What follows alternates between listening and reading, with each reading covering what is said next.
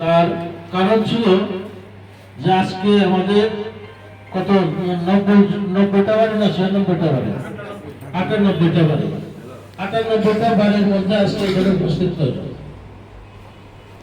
98 জন কিন্তু উপস্থিত হয়, সবাইকে দাওয়াত করা হয়েছে। তো যাই হোক, আমরা যখন মিটিং ডাকতাম 10-12 জনের বেশি আমরা পাইতাম না, এবং এর মধ্যে আমাদের যে চাঁদা ছিল সেই চাঁদা আরো অনেক কম, সেই চাঁদাটাও আমরা ঠিক মতো পাইতাম না, এক একজন এক এক রকম কথা। সে কারণে আমাদের যে টাকাটা অবশিষ্ট ছিল সেটা আমরা পাহারাদারের বেতন দিয়ে শেষ করে এবং 6 মাস পর্যন্ত আমরা আমাদের নিজের পকেটের টাকা ভর্তুকি দিয়ে চালাইছি। কিন্তু লাস্টে আমরা এটাকে কন্টিনিউ করিনি। এটা আমাদের ব্যর্থতা এবং আমাদের মহল্লাবাসীর বাড়িওয়ালাদের ব্যর্থতা ছিল। তো যাই হোক, তাদেরকে স্বাগতম জানাই এটাকে কন্টিনিউ করার জন্য, এবং তারা যেন সঠিকভাবে এটাকে পরিচালনা করতে পারে সেজন্য আমাদের সবাইকে সহযোগিতা করতে হবে। আজকে যেমন মিনাজের কথা উঠছে, মিনাজ আমরা মনে করি মিনাজকে আমরা কাউন্ট না করি, মিনাজের বাড়িতে যারা ভাড়া থাকে আমরা পাহারা দিচ্ছি তাদেরকে।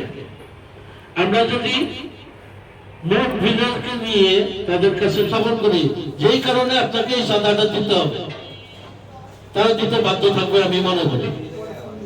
কিন্তু যখন আমাদের যারা কালেকশন করতেছে ইয়াং ছেলেপেলে গেলে ওটাকে গুরুত্ব দিবে না, তাদের সাথে আমাদের মুরব্বীতে যাইতে হবে। 2-5 জন মুরব্বী গেলে সেটার গুরুত্বটা বাড়বে। তা আমি আশা করব যারা এরকম 2-1 জন আছে তাদের সাথে আমাদের, যারা এখানে পরিচালনা করতেছে তাদের সাথে আমাদের মুরব্বী যারা আছে 2-4-5 জন যাইতে হবে তাদেরকে বোঝানোর জন্য। এই বিষয়টা আমার। আর আমাদের এইসব আগে হিসাব কিতাবের কথা বলছিল, সেই হিসাব কিতাবটা আমরা এই কারণেই দিতে পারি নাই, কারণ আমরা যখনই মিটিং ডাকছি সেই মিটিংয়ে কেউ উপস্থিত হয় না।